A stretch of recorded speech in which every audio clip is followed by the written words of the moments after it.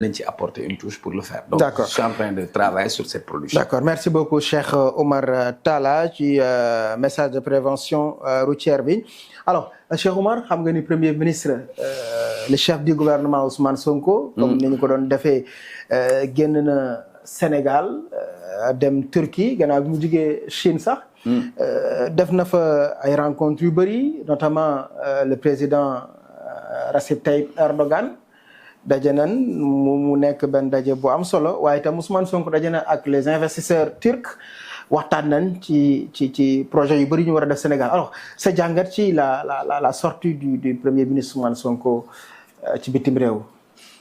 waaw d'abord je considère que dafa am ñu waxoon la diplomatie du Sénégal est à terre. oui.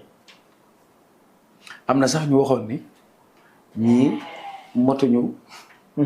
pour mën a représenter le Sénégal à travers le monde. Et je crois que une diplomatie à terre moom. oui. ci diggante bi. Sénégal am na jotaay ak le président des États-Unis Donald Trump. oui. ci diggante bi. Sénégal am na fi rencontre ak Vladimir Poutine. ki nga xam ni mooy le président russe. oui. ci diggante bi. Sénégal mu ngi participer. ci sommité au niveau international. Est-ce que loolu mooy une diplomatie à terre? Ça c'est une question que moi je me pose. oui. une diplomatie à terre boo xam ni mën nañu dem Chine. pendant pratiquement une semaine consacrée à la coopération entre le Sénégal et la Chine avec des conventions et des partenariats.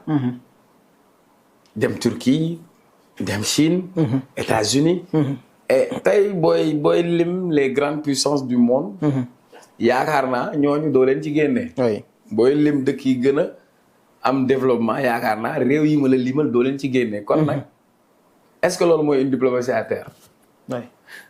Au contraire, moi je considère que tey on a une nouvelle orientation diplomatique, c'est-à-dire on a une diplomatie économique.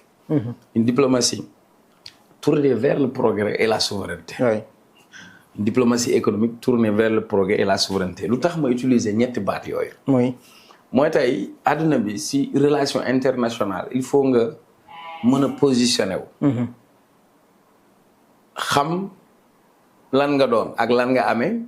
mais aussi savoir vendre son pays. oui surtout. wuti ay partenaires. parce que benn dëkk ci àdduna bi mënul développer moom cundum. souveraineté ne signifie pas autarcie. s'enfermer sur soi-même. oui. ou enfermer son économie. mais tey fexe ba. ci képp koy jëflanteel nga ànd ak moom ci ànd nawle. képp koy jëflanteel nga fexe yow ba préserver li nga xam ni moom mooy les intérêts supérieurs du Sénégal. oui. Une diplomatie économique tournée d'abord vers des questions économiques. beneen bi vers le progrès. parce que aujourd'hui dafa am retard yu bëri yoo xam ne ñun dañ ko am si certains domaines.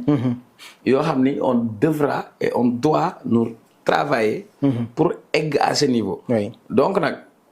du ma wax sax benchmarking mais si tu veux être grand il faut fréquenter les grands il faut être avec les grands n'est-ce pas. oui. donc mooy tax ma indil la vers le progrès. parce que loolu moom mooy tax si wàllu industrie si wàllu agriculture si wàllu numérique.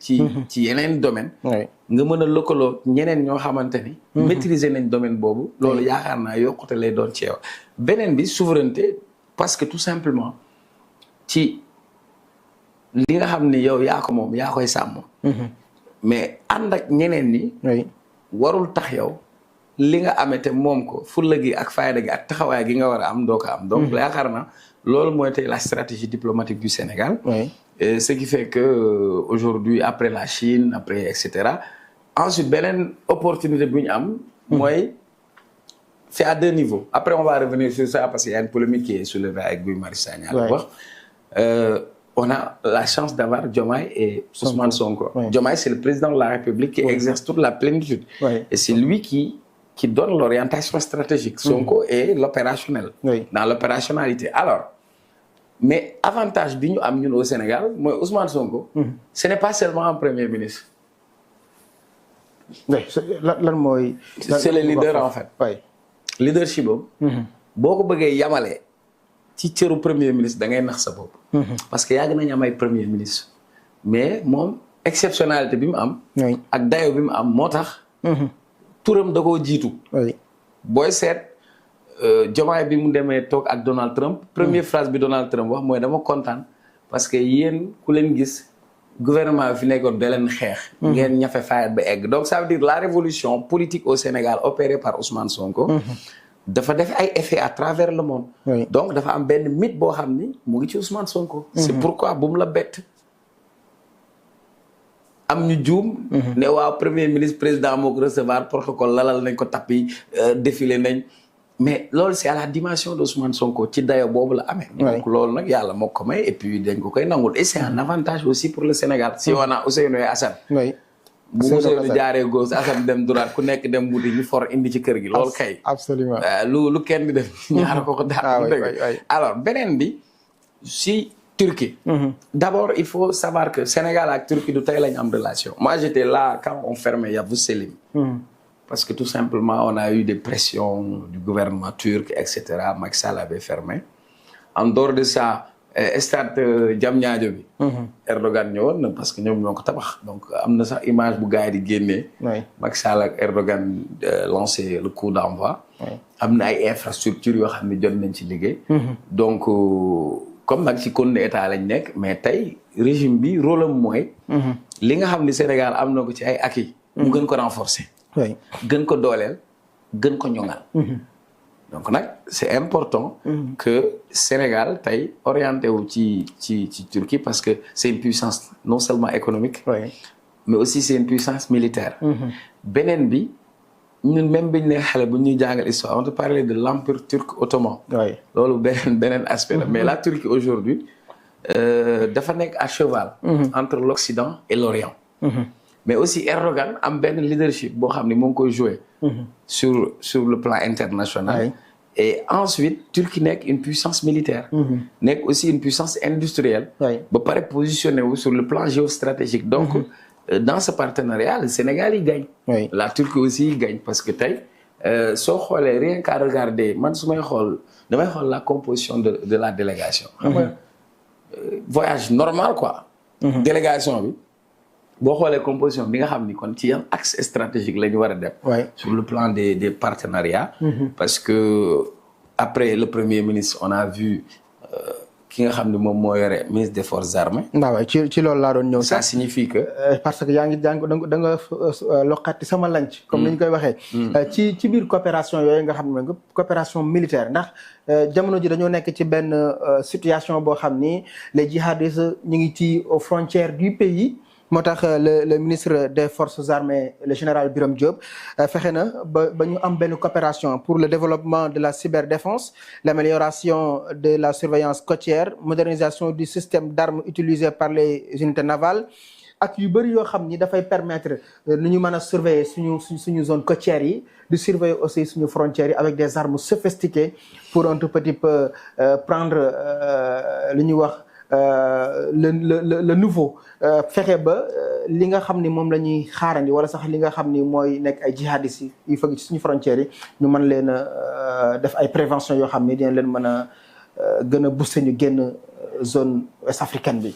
waaw merci beaucoup pour la relance éminemment pertinente. donc avant de ñëw spécifiquement sur cette question je voulais juste te montrer. quand tu prends une photographie de la délégation. tu comprends nettement sur quel axe. nous on va aller dans le cadre du partenariat et de la coopération. au niveau international. donc ça veut dire que dañuy yóbbu ministre des forces armées. parce que tout simplement jàppalaa lan bi ma gisee loolu li ma njëkk xalaat mooy. tey ci wàllu armée.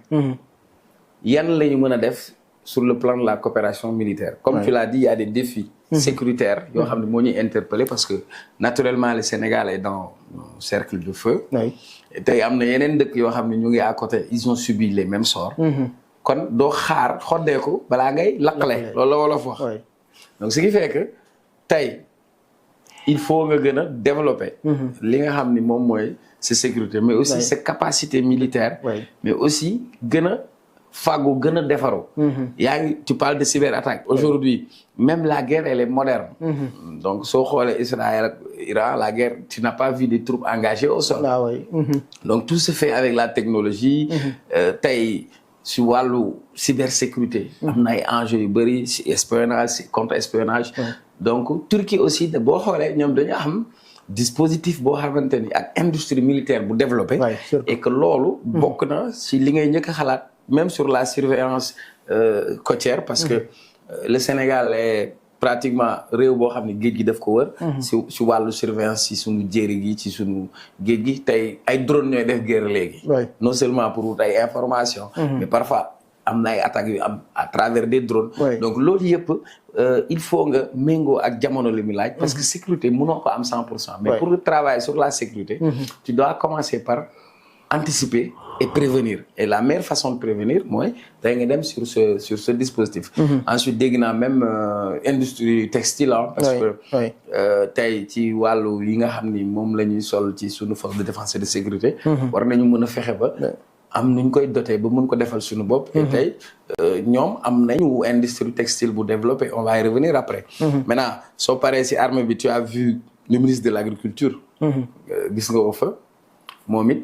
lu tax nga gis ko fa parce que tout simplement tey Sénégal am na suuf. Sénégal am na ndox. Sénégal am na ay bras valides mais tey dañu war a génn phase bi ñu nekk. dem si mécanisation de l'agriculture. xamal mi ne xale CM2 am na sama leçon am du ko fàtte dañu doon wax waaw y a une culture vivrière culture industrielle. mais aujourd'hui pour travailler ba nga xam ne dañuy dem. pour booster notre productivité, il va falloir que ñu dem si mécanisation de l'agriculture wut ay matériels yoo xam ne c'est adapté pour notre agriculture. Et aujourd'hui Turquie développé nañ ci aspect boobu. donc qu'est-ce qu'on peut avoir ci wàllu mbay mi. c'est ce qu'on a fait aussi en Chine donc ubbeeku ba nga xam ne lépp loo xam ni wàll lu xarañ la ci benn domaine ñu fexe ba mën ko am. dem lëkkaloog ñi nga xam ne ñoo ko maîtriser. et puis loolu jàpp naa ni lu am solo lay doon. beneen domaine beneen ministre bu ma gis ci délégation bi. mooy le ministre de l'industrie et du commerce. noonu la ministère am tudd wala. Abdourahmane Diouf je pense. non Serigne Gueye Diop Serigne Gueye Diop Serigne Gueye Diop. parce que tout simplement. tout à l'heure je te parlais de production de productivité. mais quand tu produis boo paree qu'est-ce que tu dois faire. tu dois transformer. mais pour transformer il faut nga am une industrie une politique industrielle boo xamante ni. di nga si yóbbaale say investisseurs. ñu mën a wut ay partenaires. partenariat yooyu moom mooy tax nga mën a développer am ay unités industrielles am ay usines. parce que aujourd'hui sooy seet yëre yi bëri ñun yi ñuy sol Turquie lay jóge yoon Touba bi sax gars yi parfois ñu ne la li ma sol mooy Turquie njaareem. il faut se poser la question Turquie njaareem fu mu jógee. comprendre nga. tey sunu usines yi ñu amoon. comme Sotiba. yenn usines yi nga xam ne moom lañ amoon pour en matière de textile on importe plus qu'on produit. alors qu'on a du coton au Sénégal comment on va faire. pour booster un peu l'industrie textile au Sénégal.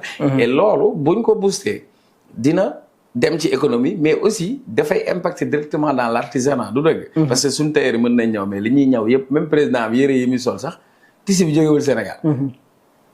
kon ça te montre ban portée lañ war a am mais ensuite.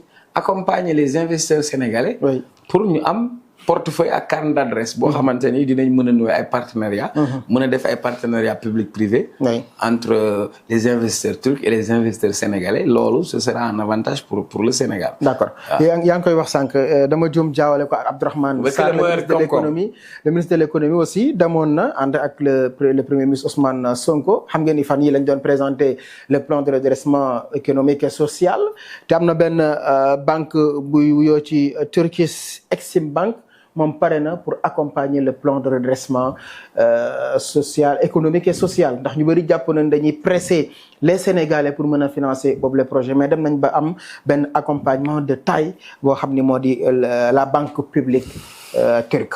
waaw tu as mis deux questions. redressement ak question diplomatique xam nga dama la wax diplomatie économique. donc ça veut dire que il faut que. la diplomatie s'allie à la politique économique. donc la politique économique mënul dem sans la diplomatie. kon diplomatie bi moo koy yóbbu ci orientation économique. moo tax c'est important. que yu mel noonu que comme ministère de l'économie moom moo yore politique économique. tey ñu bëgg ko orienter vers une diplomatie économique. naturellement et nécessairement. il faut que ministre bi nekk si maintenant. banques yeeg yooyu yëpp baax na c'est des investisseurs et ñiy investir. mayuñu la saraxuñu la. Turquie aussi dafa am ay intérêt yoo xam ne moom la soxla au Sénégal d'ailleurs sooy xool le ministre Birame Souleye mu ngi ci moom moo yore li nga xam ne mooy énergie ak mine, n'est-ce pas? Tey le Sénégal a des ressources dont la Turquie a besoin. Est-ce que tu sais que Poutine bi muy dem di naan coppet Crimée noonu booba nekkoon 3e guerre mondiale bi mu réglé. Oui. C'était pour régler une question stratégique par rapport à l'Europe. Oui. Parce que gaz bi yëpp fa la doon jaar pour dem Europe. Donc bu bloqué foofu day maîtriser gaz bi. Coow bi am entre Ukraine ak Russie lan la c'est stratégique. Oui. C'est d'abord du point de vue sécuritaire. Parce que gars yi jël nañ autant jël na Ukraine boole ko ci seen biir. mu nekk benn zone tampon. Oui. Mais ensuite yenn ressources yi fa lay jaar donc en mettant la main sur l'Ukraine wala créer benn situation de chaos sur l'Ukraine. Oui. Ça permet à Poutine de se positionner. Donc je voulais juste montrer que il y a des enjeux géostratégiques et aujourd'hui le Sénégal a tous ses atouts. Atouts yooyu nag soo ko amee ñëpp lay soxla. Oui. léegi nag ku ñëpp soxla yaa xam li ngay jar. loolu pour man c'est important beneen bi par rapport au plan de redressement je dis dégg naa la nga ne ñu bëri dañu xalaat nii. day naj sénégalais yi donc je crois que loolu aussi c'est de la manipulation parce que j'ai pas vu dans le plan de redressement. loo xamante ni dañ ko impacter directement sur les populations au contraire. dañu dem ci domaine yu bëri maintenant def nañ émission ba le passé pour parler du plan de redressement s'il faut aussi on peut parler du plan de redressement. Mais je considère que le plan de redressement c'est un bon plan qui est réaliste. Oui. Et que l'essentiel on peut avoir un plan mais il faut travailler sur l'application du plan. Sur son évaluation. Et pour mën a xam son impact réel je crois que plan boobu suñ ko toppee. Ce sera important parce qu'à la base mooy yàqanal d'abord. yenn dépenses de prestige yi état doon def ñu dindi ko. Rationaliser les dépenses publiques parce que multitude d'agences yu bëri yoo xam ne ñoo bokk la ñuy def ñu mën ko dindi. Oui. def farata. Donc pour man amul lenn loo xam ne gis naa ko si impact parce que ça soit sur l'énergie que ça soit sur le coût de la vie je ne vois pas là où ça pourrait impacter. Voilà. D'accord yaa ngi koy wax sànq tantôt ci sa ay kàddu nga ni dafa am ñoo xam ni sax